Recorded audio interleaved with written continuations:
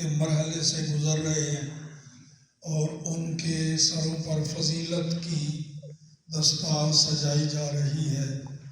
اللہ تعالیٰ ان کو پڑھے ہوئے علم پر خود عمل کرنے اور آگے پھیلانے کے وسائل بھی مہیا فرمائے اور توفیق بھی۔ یہ کتاب جو سامنے آپ کے ہے اس کا نام کیا ہے جی؟ بخاری شریف یا صحیح بخاری کہہ دیتے ہیں، عام عرف میں اس کا نام یہی ہے، لیکن خود امام بخاری علیہ الرحمہ نے اس کا جو نام رکھا وہ ہے الجامع الصحیح المسند المختصر من امور رسول اللہ صلی اللہ علیہ وسلم و سننہ و ایامہ۔ یہ ہے اس کتاب کا پورا نام جو خود امام بخاری علیہ الرحمہ نے رکھا۔ وہ اس لیے کہ محدثین کی اصطلاح میں جامع اس کتاب کو کہتے ہیں جو 8 ابواب پر مشتمل ہو، جس کے اندر 8 باب پائے جائیں، اس سے زیادہ بے شک ہوں مگر 8 وہ لازمی ہیں وہ پائے جائیں تو اس کتاب کو کہتے ہیں جامع۔ تو اس کتاب کے اندر بھی وہ 8 باب موجود ہیں، سیر، آداب، تفسیر، عقائد، فتن، اشراط اور مناقب، فضائل و مناقب۔ یہ 8 ابواب پائے جائیں تو اس کتاب کو جامع کہا جاتا ہے۔ تو بخاری شریف آپ نے پڑھی، یہ 8 ابواب اس کتاب کے اندر موجود ہیں، اس واسطے جامع ہو گئی۔ اور صحیح حدیث کی اس کتاب کو کہا جاتا ہے جس کے مصنف نے اپنے آپ پر لازم کر لیا ہو کہ صرف اس میں صحیح حدیث درج کروں گا، کوئی بھی حدیث غیر صحیح اس میں درج نہیں کروں گا۔ ایسی کتاب کو صحیح کہا جاتا ہے۔ تو امام بخاری نے بھی یہ التزام فرمایا کہ میں صرف حدیث صحیح اس میں وارد کروں گا اور لکھوں گا، اس واسطے یہ جامع بھی ہو گئی، صحیح بھی ہو گئی۔ المسند، مسند حدیث کی اس کتاب کو کہا جاتا ہے جس میں صرف متن حدیث نہیں، ساتھ پوری سند بھی ذکر کی جائے۔ جس میں سند مذکور نہ ہو، صرف متن حدیث، جیسا مشکات مصاحب میں، مشکات شریف میں صاحب مشکات سند ذکر نہیں فرماتے، صرف آخری راوی کا نام لے کر کے آگے حدیث۔ تو امام بخاری نے ہر حدیث کی سند ذکر فرمائی، لہٰذا یہ مسند بھی ہو گئی۔ تو اس کتاب کے نام میں یہ 3 قیدیں تو یوں آ گئیں، الجامع، الصحیح، المسند۔ آگے المختصر کیوں؟ المختصر اس لیے اس کتاب کے نام میں شامل کیا امام بخاری نے کہ امام بخاری کو جتنی حدیثیں یاد تھیں وہ ساری اس میں جمع نہیں فرمائی، بلکہ ان میں سے چھانٹی کر کے اس کتاب میں درج فرمائی ہیں۔ کل حدیثیں جو امام بخاری علیہ الرحمہ کو یاد تھی وہ 6 لاکھ 6 لاکھ حدیثیں مع اسناد و احوال روات۔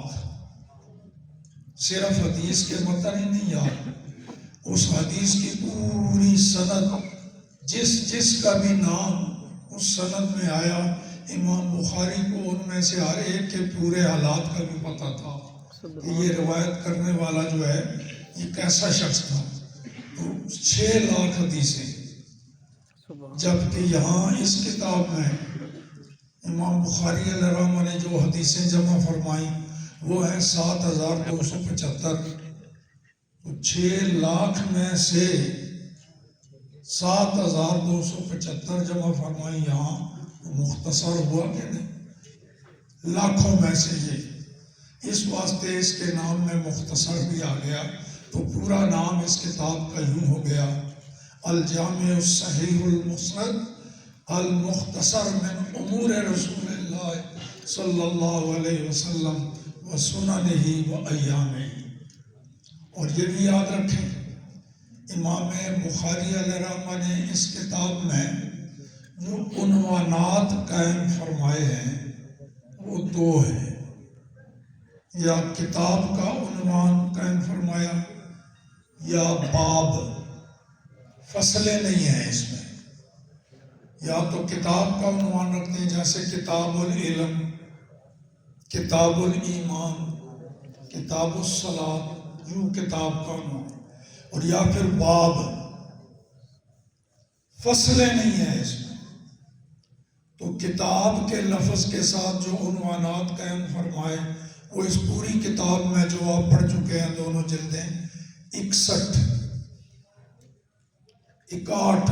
عنوان قائم فرمائے امام بخاری علیہ رحمہ نے کتاب کے عنوان سے، اور باب جو قائم فرمائے وہ ہے 3400 باب قائم فرمائے اس میں۔ اور حدیثیں آپ کو بتا چکا ہوں، 7275 حدیثیں اس میں ذکر فرمائیں۔ تو آج چونکہ آپ آخری سبق پڑھ رہے ہیں تو یہ کتاب نمبر 61 ہو گئی، باب نمبر 3400 ہو گیا، اور حدیث نمبر 7275 آخری حدیث ہو گئی۔ تو یہ آج کا آپ کا یہ سبق جو پڑھا، یہ باب امام بخاری علیہ رحمہ نے ان لوگوں کے رد میں لکھا جو کہتے ہیں کہ قیامت میں نہ کوئی ترازو ہے، نہ ترکڑی ہے، نہ اعمال اقوال تلے جائیں گے، اور دلیل کیا دیتے ہیں کہ اعمال و اقوال تو عرض ہیں، جوہر نہیں ہے۔ عرض کا اپنا وجود ہی کوئی نہیں ہوتا تو اس کو کیا تولا جائے گا، اس کا وزن کیسے ہوگا؟ اس کی مثال یوں سمجھو کہ نمازی کو تو آپ تول سکتے ہیں، لیکن آپ کہیں نمازی کو چھوڑ کے صرف اس کی نماز کو تولیں، ظاہر بات ہے نماز کا علیحدہ کوئی وجود ہی نہیں، وہ تو نمازی کے ساتھ قائم ہے۔ تو یہ انہوں نے دلیل دی، اس واسطے کوئی نہیں ہے، اعمال تولے نہیں جائیں گے۔ تو امام بخاری ان کا رد کرتے ہوئے فرما رہے ہیں، تمہارے ذہن میں آئے یا نہ آئے، عقل میں آئے یا نہ آئے، تمہارا ذہن مطمئن ہو کہ نہ ہو، جب رب کریم نے فرما دیا بس پھر بات ہی ختم، پھر آنکھیں بند کر کے ماننا ہوگا۔ رب نے فرمایا وَنَضَعُ الْمَوَازِينَ الْقِسْطَ لِيَوْمِ الْقِيَامَةِ، ہم قیامت والے دن عدل والے ترازو رکھیں گے جن پر بنی آدم کے اعمال اور اقوال کو تولا جائے گا۔ تو جب رب نے فرما دیا تو یا رسول اللہ نے فرما دیا، اب بقول علامہ اقبال، عقل قربان کن بپیش مصطفیٰ، سرکار کا فرمان آ جائے پھر عقل کو قربان کر دو، ذہن میں آئے یا نہ آئے، عقل میں آئے کہ نہ آئے، رسول اللہ نے فرما دیا بس تسلیم کر دو۔ یہاں وہ میرا پیارا شاگرد ایک لفظ پنجابی میں کہا کرتا تھا، انے واں، پنجابی میں کہ جب اللہ اور اس کے محبوب کا فرمان سامنے آ جائے پھر انے واں اس کو تسلیم کرنا ہے، ماننا ہے، آنکھیں بند کر کے ماننا ہے، پھر وہاں عقل کا دخل نہیں رہتا۔ تو نَضَعُ الْمَوَازِينَ الْقِسْطَ، اب یہاں فنی بات، موازین جمع ہے، آگے قسط مفرد ہے، جبکہ یہ ہے دونوں موصوف صفت، موازین موصوف ہے، آگے قسط اس کی صفت ہے۔ تو قاعدہ یہ ہے کہ موصوف اور صفت میں مفرد، تثنیہ اور جمع ہونے کے اعتبار سے مطابقت ضروری ہے، جیسا موصوف ویسی صفت۔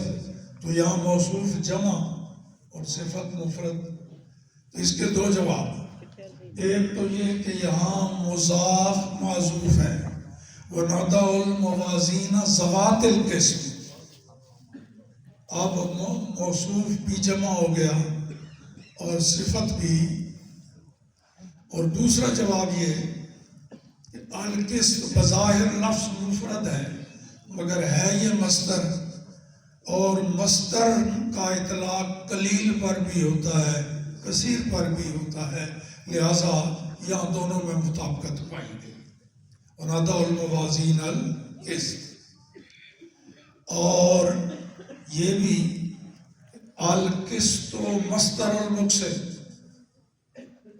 یہ آخری سطر چھوڑ کے اس سے اوپر القسط مصدر المقسط نظر آ گئے کہ قسط جو ہے یہ مقسط کا مصدر ہے۔ یہ کہا یہ صفحے میں نا آخری لائن چھوڑ کے اسے ذرا اوپر القسط مصدر المقسط، نیچے سے دوسری لائن پر۔ اس کا معنی کیا ہے جی؟ قسط یہ مقسط کا مصدر ہے، القسط مصدر المقسط، یہ مقسط کا مصدر ہے۔ تو اس پر بھی سوال کہ قسط ہے ثلاثی مجرد، مقسط ہے ثلاثی مزید فی باب فعل ہے نا مقسط۔ تو قاعدہ یہ ہے کہ اگر مشتقات مجرد ہوں ان کا مصدر بھی مجرد ہوتا ہے، اور مشتقات ثلاثی مزید فی ہوں ان کا مصدر بھی ثلاثی مزید فی ہوگا۔ تو یہاں عجیب بات ہے کہ مقسط ثلاثی مزید فی اور اس کا مصدر کہا جا رہا ہے قسط کو، وہ ثلاثی مجرد۔ تو ثلاثی مجرد یہ ثلاثی مزید فی کا مصدر کیسے بن گیا؟ لہٰذا یہ کیسے فرما دیا ہے امام بخاری نے القسط مصدر المقسط؟ اس کے بھی دو جواب ہیں۔ ایک جواب تو یہ کہ یہاں مصدر سے مراد وہ صرفی ناوی مصدر نہیں ہے، یہاں مصدر سے مراد صرف مادہ اور حروف اصلیہ ہے۔ اب مقصد میں حروف اصلیہ تو وہی ہے نا، قاف سین تا۔ القسط مصدر المقسط کا یہ مطلب ہے کہ مقصد کا جو مادہ ہے ماخذ ہے حروف اصلیہ ہیں جو وہ یہ ہیں قاف سین تا۔ اور دوسرا جواب یہ دیا گیا یہاں بھی مصدر معذوف ہے، تقدیر عبارت یوں ہے القسط مصدر المقسط، القسط مصدر المقسط۔ یہ جو قسط ہے یہ مقسط کے مصدر کا مصدر ہے۔ تو اب کوئی اشکال اور اعتراض نہیں رہا۔ آگے جناب متن حدیث، اور اس حدیث کے راوی جو ہیں آخری منتہائے سند پر جو جلوہ گر ہیں وہ ہیں حضرت ابو ہریرہ رضی اللہ تعالیٰ عنہ۔ حضرت ابو ہریرہ رضی اللہ تعالیٰ عنہ کا اگر میں تعارف کرانے لگوں تو یہ سارا جلسہ حضرت ابو ہریرہ ہی لے جائیں گے، اور اگر مختصر کروں تو پھر ایک جملے میں تعارف کرا دیتا ہوں حضرت ابو ہریرہ کا۔ حضرت ابو ہریرہ رضی اللہ تعالیٰ عنہ کون ہیں؟ ایک جملے میں نبی کریم صلی اللہ تعالیٰ علیہ وآلہ وسلم کے مدنی مدرسہ کے طلباء کا مانیٹر ابو ہریرہ، حضور کے مدنی مدرسے کے طالب علموں کا مانیٹر ابو ہریرہ، مدنی مدرسہ رسول اللہ کا صفہ، اس کے طلباء ان کو اصحاب صفہ کہا جاتا ہے، ان کا مانیٹر ابو ہریرہ رضی اللہ تعالیٰ عنہ۔ وہ روایت فرما رہے ہیں کہ قال النبی صلی اللہ علیہ وسلم، نبی پاک صلی اللہ تعالیٰ علیہ وآلہ وسلم نے ارشاد فرمایا کلمتان کلمتان حبیبتان الی الرحمن خفیفتان علی اللسان ثقیلتان فی المیزان سبحان اللہ و بحمدہ سبحان اللہ العظیم.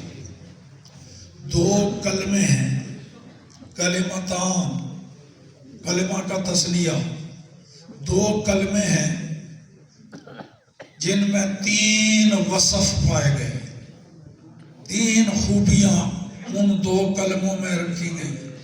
نمبر 1، حبیبتان الی الرحمن، اللہ کو بے پناہ پیارے ہیں وہ کلمے رب کو بہت پیارے ہیں. کلمہ کے پیارا ہونے سے مراد صاحب کلمہ کا پیارا ہونا، متکلم کا پیارا ہونا. جو شخص یہ 2 کلمے زبان پہ لائے گا وہ متکلم اللہ کو بڑا پیارا ہے. دوسرا وصف کہ خفیفتان علی اللسان، زبان پر ادائیگی میں بڑے ہلکے پھلکے مزے سے ادا ہو جاتے ہیں، کوئی شکل نہیں، کوئی بوجھ نہیں، آرام سے ادا ہو جاتے ہیں. نمبر 3، ثقیلتان فی المیزان، زبان پر تو بڑے آسان ہیں لیکن میدان قیامت میں جب ترازو پر رکھے جائیں گے، نیکیوں والے پلڑے میں رکھے جائیں گے، پھر بڑے وزنی اور بڑے بھاری ہوں گے، نیکیوں والے پلڑے کا وزن بڑھا دیں گے. وہ ہے کون سے؟ سبحان اللہ و بحمدہ سبحان اللہ العظیم. یہ ہے جی. اب سوال یہ پیدا ہوتا ہے کہ دعوت اوپر یہ کلمتان، 2 کلمے ہیں، اور یہ جو مثال دی آگے یہ کلمے تو نہیں، یہ تو پورے کلام ہیں. سبحان اللہ و بحمدہ، کیا جی یہ کلمہ ہے کہ کلام ہے؟ اور سبحان اللہ العظیم کلام ہے. کلام کہا جا رہا ہے کلمتان. تو اس کا جواب یہ ہوگا، یہاں کلام سے اصطلاحی کلمہ سے اصطلاحی کلمہ مراد نہیں ہے. وہ نافی کلمہ کلمۃ لفظ وضع لمعنی مفرد وہ مراد نہیں ہے، بلکہ یہاں کلمہ سے مراد عرفی کلمہ. تو عرف کے اندر کلام کو بھی کلمہ کہہ دیا جاتا ہے. اور اس کی واضح مثال آپ کی یہ جو 6 کلمے ہیں ہمارے، کیوں جی 6 کلمے ہیں، وہ صرف 6 کلمے نہیں، ایک کلمے میں کئی کلام اکٹھے کیے ہوئے ہیں، مگر کہتے ہم ان سب کو کلمہ ہی ہیں. کیوں؟ عرف میں پورے کلام کو بھی کلمہ کہہ دیا جاتا ہے. ہم کہتے ہیں اچھا بھی کلمہ طیبہ سناؤ، تو وہ پورا کلام پورا پڑھے گا، لا الہ الا اللہ محمد رسول اللہ. تو یہ مراد ہے، عرفی کلام مراد ہے، ناوی کلام مراد نہیں ہے. عرفی کلمہ مراد ہے، ناوی کلمہ مراد. اور آگے اللہ اکبر فرمایا حبیبتان الی الرحمن، اللہ کو وہ بے پناہ محبوب ہے. تو مراد متکلم، یعنی یہ کلمہ جو وظیفہ ان کا کیا کرے، زبان پر سبحان اللہ و بحمدہ سبحان اللہ العظیم پڑھا کرے، وہ شخص رب کریم کو بہت محبوب ہے، بہت محبوب ہے. اور یہاں ایک ناوی اور علم بلاغت کا سوال، حبیبتان فعیلتان کا تثنیہ، اور قاعدہ ہے کہ فعیل کے وزن پر صفت مشبہ آئے، فعیل کے وزن پر، اور ہو مفعول کے معنی میں، تو وہاں مذکر مؤنث میں فرق کرنے کے لیے تا نہیں لائی جاتی. وہ مذکر کے لیے بھی وہی چلتا ہے، مؤنث کے لیے بھی وہی چلتا ہے، علیحدہ تائے تانیث نہیں لائی جاتی. تو یہاں حبیبتان ہے، یہ فعیل ہے، فعیلتان، اور ہیں بھی یہ مفعول کے معنی میں، کیونکہ میں حبیبتان کا معنی محبوبتان کر رہا ہوں. تو اب یہاں تا لانے کی کوئی ضرورت نہیں تھی، کیونکہ فعیل بمانا مفعول ہے، تو حبیبتان بمانا محبوبتان، تا لانے کی ضرورت ہی کوئی نہیں، محبوبان ہو جاتا، محبوبان، حبیبتان، حبیبان، محبوبتان، محبوبان، یہ تائے تانیث کیوں لائی؟ تو اس کا جواب یہ ہے کہ یہ تا تانیث کی نہیں ہے، یہ ہے تا نقل کی۔ تا 8 معنوں کے لیے آتی ہے نا، صرف ایک تانیث کے لیے نہیں۔ تا تانیث است و تذکیر است و وحدت ہم بدل، مصدریت ہم مبالغ زائدہ شد ہم نقل، 8 معنوں کے لیے۔ تو یہ تا نقل کی ہے، صفت سے اس کو اسم کی طرف منتقل کیا، تو اس واسطے تائے نقل لے آئے۔ اور دوسرا جواب یہ کہ اگرچہ یہاں تائے تانیث کی کوئی ضرورت نہیں، مگر آگے جو ہیں خفیفتان اور ثقیلتان، وہاں تو تا کا لانا ضروری ہے، تو اس کی مناسبت کی وجہ سے یہاں تا لے آئے۔ تو یہ اس حدیث پر مختصر سا تبصرہ ہو گیا، اور یہ یاد رہے اسلاف کا یہ طریقہ ہے کہ جب بات کو ختم کرنے لگتے ہیں، چاہے تحریر ہو، کتاب ہو، یا زبانی ہو، خطاب ہو، تو اس کا خاتمہ اللہ تعالیٰ کی حمد و ثنا پر، تسبیح و تحمید پر۔ تو امام بخاری نے بھی جب اپنی کتاب ختم کی، 7775 حدیثیں ذکر کرنے کے بعد آخری حدیث ذکر کی، اب کتاب یہاں ختم ہو جانی تھی، تو امام بخاری علیہ رحمہ نے بھی چاہا کہ میں کتاب کا خاتمہ اللہ کی تسبیح اور تحمید پر کروں، سبحان اللہ بھی آئے، حمداللہ بھی آئے۔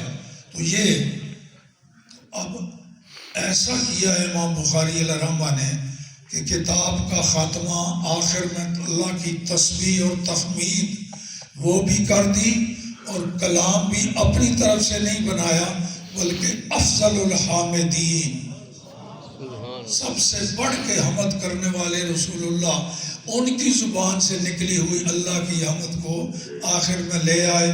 کتاب کا خاتمہ بھی حمد پر ہو گیا اور حدیث کی روایت بھی ہو گئی۔ وآخر دعوانا ان الحمد